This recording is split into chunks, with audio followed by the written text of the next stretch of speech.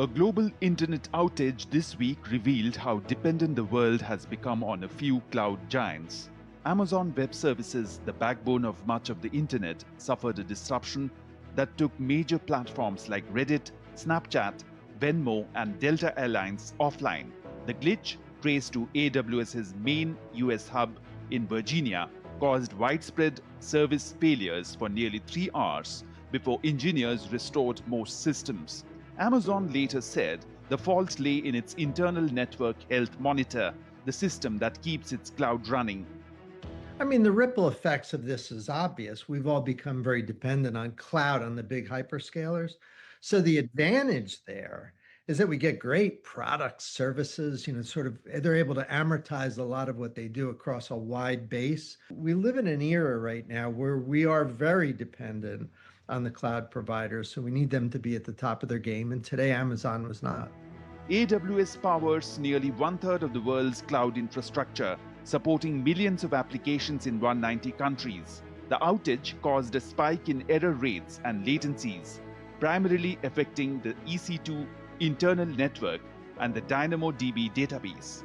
EC2 provides cloud-based computing power, while DynamoDB handles fast, flexible data storage.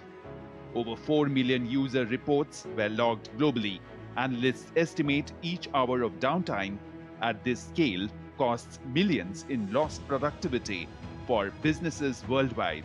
This is the way we think about it in cybersecurity. The infrastructure level, that's what Amazon does for us. They provide buckets, they provide storage, they provide service.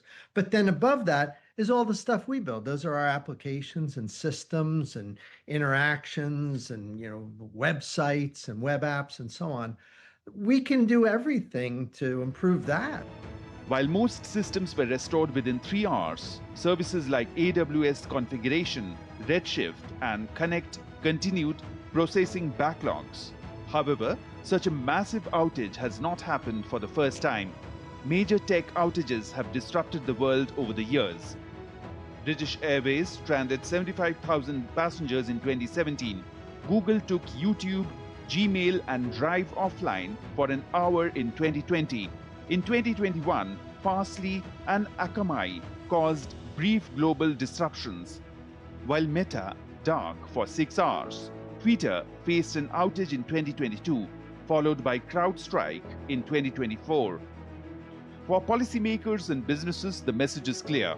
The cloud is no longer just a convenience. It is critical infrastructure. For Amazon, Monday's outage may be temporary, but the scrutiny will not be. As the world races towards an AI-driven future built on ever-expanding digital networks, resilience, not just scale, will define the next phase of the global cloud economy.